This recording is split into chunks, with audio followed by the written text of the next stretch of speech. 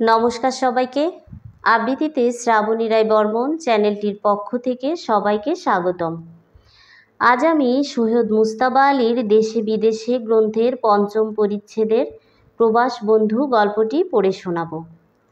প্রতিবেশী দেশ আফগানিস্তানের ভূমি, পরিবেশ, সেখানকার মানুষ ও তাদের সহজ সরল জীবনাচরণ, বিচিত্র খাদ্য ইত্যাদি হাস্যরসাত্মকভাবে এই রচনায় ফুটিয়ে তোলা হয়েছে। প্রবাসবন্ধু গল্পটি আমাদের দৃষ্টিকে প্রসারিত করে, একই সঙ্গে আন্তর্জাতিক প্রেক্ষাপটে জীবন ও জগৎ, সমাজ ও সংস্কৃতিকে ভাবতে শেখায়।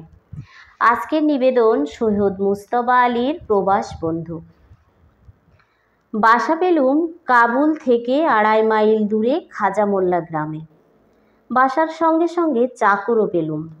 অধ্যক্ষ জিরার জাতে ফরাসি, কাজেই কায়দা মাফিক আলাপ করিয়ে দিয়ে বললেন, এর নাম আব্দুর রহমান, আপনার সব কাজ করে দেবে, জুতো বুরুশ থেকে খুন খারাপি, অর্থাৎ ইনি হলেন হরফুন মৌলা বা সকল কাজের কাজী। জিরা সাহেব কাজের লোক, অর্থাৎ সমস্ত দিন কোনো না কোনো মন্ত্রীর দপ্তরে ঝগড়া বচসা করে কাটান। কাবুলে এরই নাম কাজ। ওর অবহা, বিকালে দেখা হবে বলে চলে গেলেন।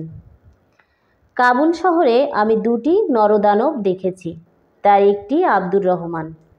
পরে ফিতে দিয়ে মেপে দেখেছিলুম 6 ফুট 4 ইঞ্চি। উপস্থিত লক্ষ্য করলুম লম্বায় মিলিয়ে চওড়ায় 2খানা হাত হাঁটু পর্যন্ত নেমে এসেছে। আঙুলগুলো 2 কাঁদি মর্তমান কলা হয়ে ঝুলছে। পা 2খানা ডিঙি নৌকার সাইজ।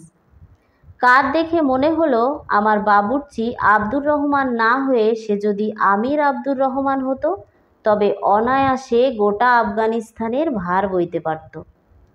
একান ওকান জোড়া মুখ হাঁ করলে চওড়াচড়ি কলা গিলতে পারে। এবড়ো থেবড়ো নাক, কপাল নেই। পাগড়ি থাকায় মাথার আকার প্রকার ঠাউর হলো না, তবে আন্দাজ করলুম বেবি সাইজের হ্যাটও কান অবধি পৌঁছাবে। রং ফর্সা, তবে শীতে গ্রীষ্মে চামড়া চিরে ফেড়ে গিয়ে আফগানিস্তানের রিলিফ ম্যাপের চেহারা ধরেছে। 2 গাল কে যেন থাবড়া মেরে লাল করে দিয়েছে। কিন্তু কার এমন বুকের পাটা? রুজও তো মাখবার কথা নয়। রুজ অর্থাৎ মেকআপের এক প্রকার সামগ্রী। পরনে সিলোয়ার, কুর্তা আর ওয়াস্কিট। ঠোঁট দুটি দেখতে পেলুম না। সেই যে প্রথম দিন ঘরে ঢুকে কার্পেটের দিকে নজর রেখে দাঁড়িয়েছিল, শেষ দিন পর্যন্ত ওই কার্পেটের অপরূপ রূপ থেকে তাকে বড় একটা চোখ ফেরাতে দেখিনি। গুরুজনদের দিকে তাকাতে নেই। আফগানিস্তানেও নাকি এই ধরনের একটা সংস্কার আছে। তবে তার নয়নের ভাবের খেলা দেখেছি গোপনে। 2টো চিনে মাটির ডাবরে যেন 2টো পান্তোয়া ভেসে উঠেছে। পান্তোয়া রসগোল্লা জাতীয় মিষ্টি। জরিপ করে ভরসা পেলুম, ভয়ও হলো। এ লোকটা ভীমসেনের মতো রান্না তো করবেই। বিপদে আপদে ভীমসেনের মতো আমার মুশকিল আসানো হয়ে থাকবে। কিন্তু প্রশ্ন, এ যদি কোনো দিন বিগড়ে যায় তবে? রহমানকে জিজ্ঞেস করলুম, পূর্বে কোথায় কাজ করেছ? উত্তর দিল, কোথাও না, পল্টনে ছিলুম মেসের চার্জে। 1 মাস হলো খালাস পেয়েছি। রাইফেল চালাতে পারো? একগাল হাসল। কি কি রাঁধতে জানো? পোলাও, কোরমা, কাবাব, ফালুদা। আমি জিজ্ঞেস করলুম, ফালুদা বানাতে বরফ লাগে, এখানে বরফ তৈরি করার কল আছে? কিসের কল? আমি বললুম, তাহলে বরফ আসে কোত্থেকে? বলল, কেন, ওই পাগমানের পাহাড় থেকে, বলে জানালা দিয়ে পাহাড়ের বরফ দেখিয়ে দিল। তাকিয়ে দেখলুম যদিও গ্রীষ্মকাল, তবু সবচেয়ে উঁচু নীল পাহাড়ের গায়ে সাদা সাদা বরফ দেখা যাচ্ছে। আশ্চর্য হয়ে বললুম, বরফ আনতে ওই উঁচুতে চড়তে হয়? বলল, না সাহেব, এর অনেক নিচে বড় বড় গর্তে শীতকালে বরফ ভর্তি করে রাখা হয়। এখন তাই খুঁড়ে তুলে গাধা বোঝাই করে নিয়ে আসা হয়। বুঝলুম, খবর টবরও রাখে। বললুম, তা আমার হাঁড়ি কুড়ি বাসন কোসন তো কিছু নেই, বাজার থেকে সব কিছু কিনে নিয়ে এসো। রাত্রিরের রান্না আজ আর বোধহয় হয়ে উঠবে না, কাল দুপুরে রান্না করো, সকালবেলা চা দিও। টাকা নিয়ে চলে গেল। বেলা থাকতেই কাবুল রওনা দিলুম। 2.5 মাইল রাস্তা, মৃদু মধুর ঠান্ডায় গড়িয়ে গড়িয়ে পৌঁছাবো। পথে দেখি এক পর্বত প্রমাণ বোঝা নিয়ে আব্দুর রহমান ফিরে আসছে। জিজ্ঞেস করলুম, এত বোঝা বইবার কি দরকার ছিল? একটা মুঠে ভাড়া করলেই তো হতো। যা বলল তার অর্থ এই, সে যে মোট বইতে পারে না, সে মোট কাবুলে বইতে যাবে কে? আমি বললুম, দুজনে ভাগাভাগি করে নিয়ে আসতে। ভাব দেখে বুঝলুম অতটা তার মাথায় খেলেনি, অথবা ভাববার প্রয়োজন বোধ করেনি। বোঝাটা নিয়ে আসছিল জালের প্রকাণ্ড থলেতে করে। তার ভেতর তেল, নুন, লকড়ি সবই দেখতে পেলুম। আমি ফের চলতে আরম্ভ করলে বলল, সাহেব, রাতে বাড়িতেই খাবেন। খুব বেশি দূর যেতে হলো না। লবি দরিয়া, অর্থাৎ কাবুল নদীর পারে পৌঁছাতে না পৌঁছাতেই দেখি মশিয়ে জিরার টাঙা হাঁকিয়ে টকবগাবগ করে বাড়ি ফিরছেন। কলেজের বড় কর্তা বা বস হিসাবে আমাকে তিনি বেশ 2-1 প্রস্ত ধমক দিয়ে বললেন, কাবুল শহরে নিশাচর হতে হলে যে তাগদ ও হাতিয়ারের প্রয়োজন, সে দুটোর একটাও তোমার নেই।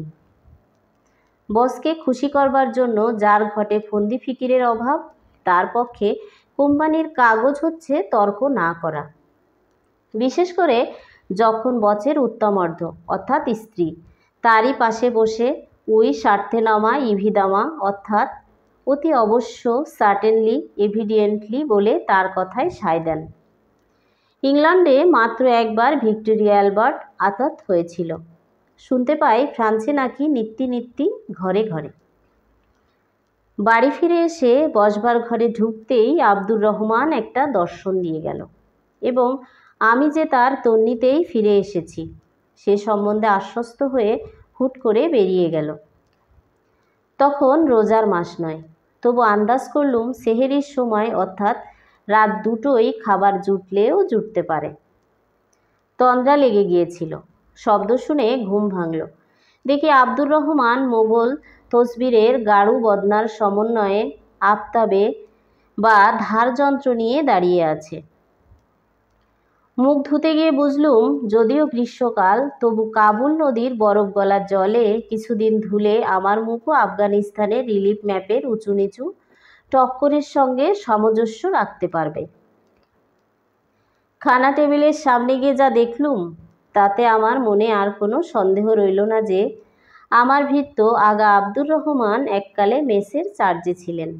ডাবর নয়, ছোটোখাটো একটা গামলা ভর্তি মাংসের কোরমা, বা পেঁয়াজ ঘিয়ের ঘন কাতে শেরখানেক দুম্বার মাংস, তার মাঝে মাঝে কিছু বাদাম কিশমিশ লুকোচুরি খেলছে।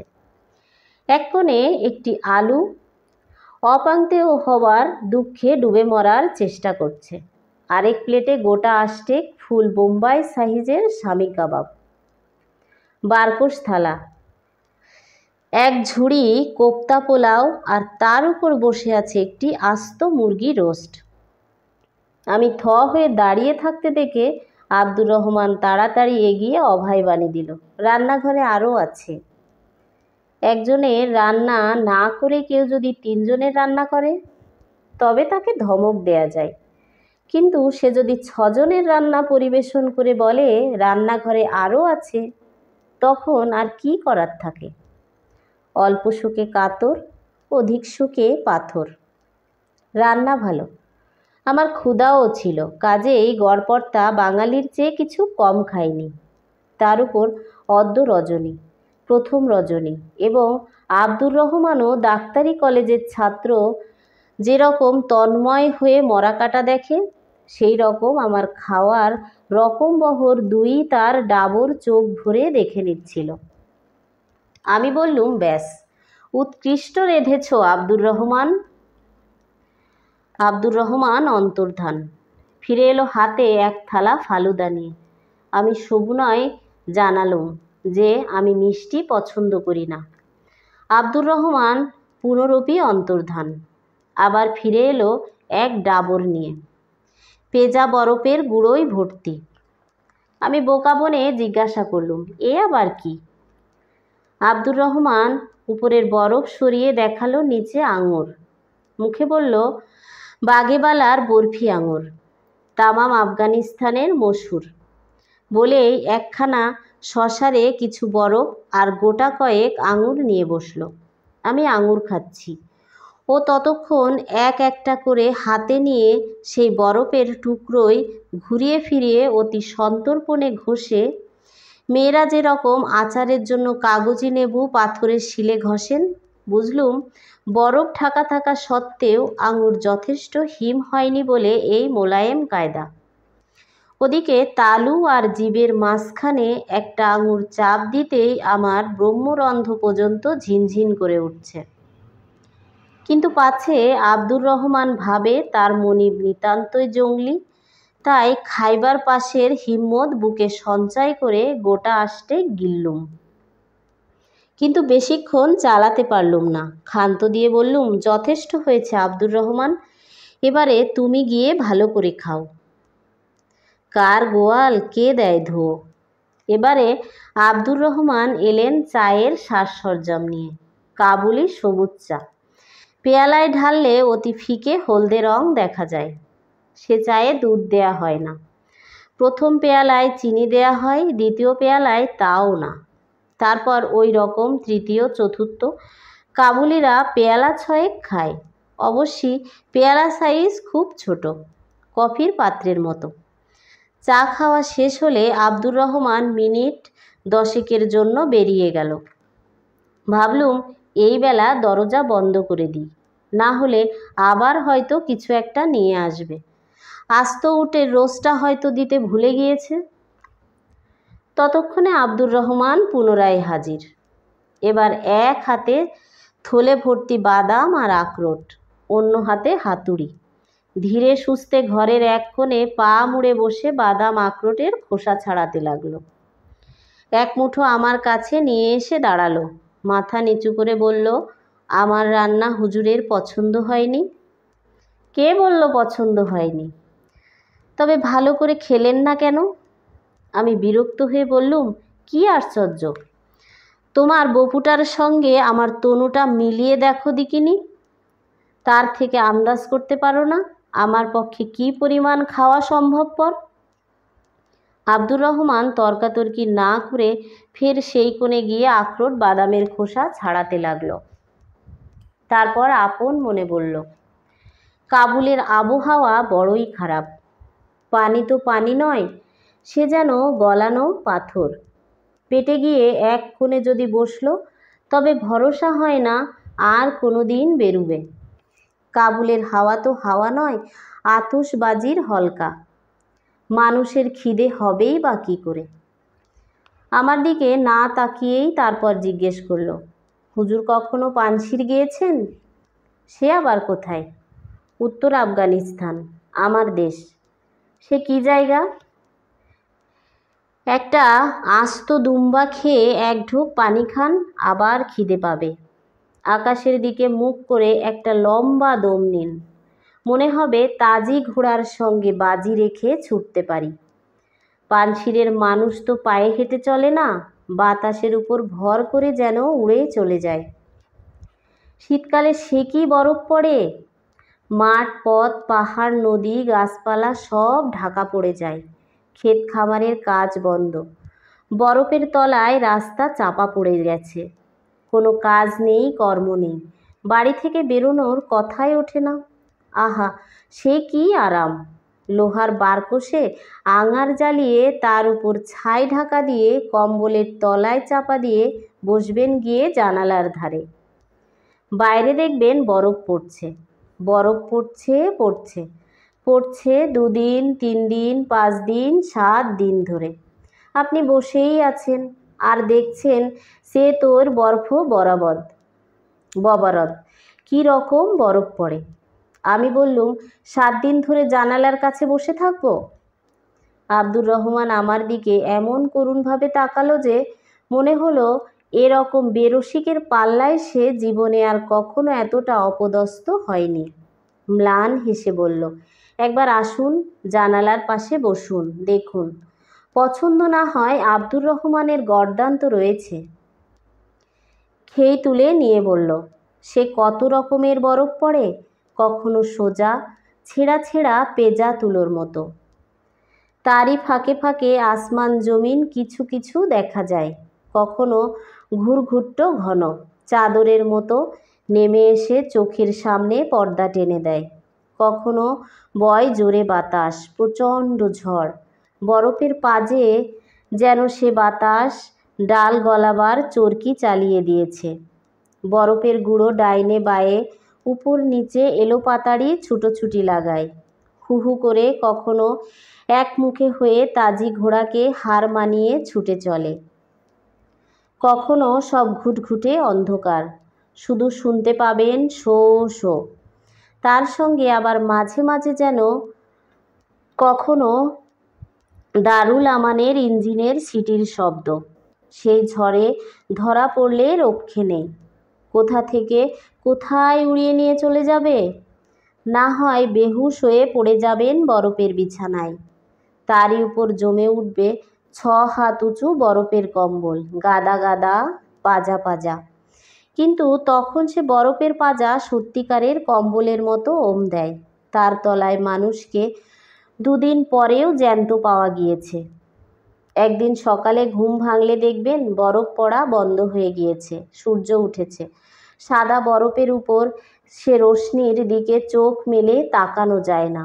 কাবুলের বাজারে কালো চশমা পাওয়া যায়, তাই পরে তখন বেড়াতে বেরোবেন।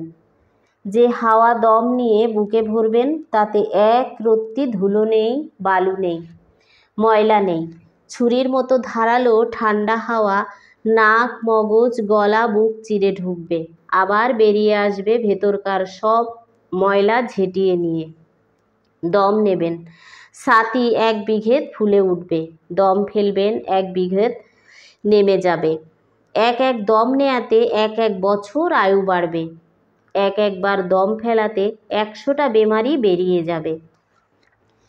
তখন ফিরে এসে হুজুর একটা আস্ত দুম্বা যদি না খেতে পারেন, তবে আমি আমার গোঁফ কামিয়ে ফেলব। আজ যা রান্না করেছিলুম তার ডাবল দিলেও আপনি খিদের চোটে আমায় কতল করবেন। আমি বললুম, হ্যাঁ আব্দুর রহমান, তোমার কথাই সই, শীতকালটা আমি পানশিরেই কাটাবো। আব্দুর রহমান গদগদ হয়ে বলল, সে বড় খুশি, বাত হবে হুজুর। আমি বললুম, তোমার খুশির জন্য নয়, আমার প্রাণ বাঁচাবার জন্য। আব্দুর রহমান ফ্যাল ফ্যাল করে আমার দিকে তাকালো। আমি বুঝিয়ে বললুম, তুমি যদি সমস্ত শীতকালটা জানালার পাশে বসে কাটাও, তবে আমার রান্না করবে কে? ধন্যবাদ সবাইকে। সবাই ভালো থাকুন, সুস্থ থাকুন এবং নিত্য নতুন গল্প শুনতে আবৃত্তিতে শ্রাবণী রায় বর্মন চ্যানেলটির সঙ্গেই থাকুন।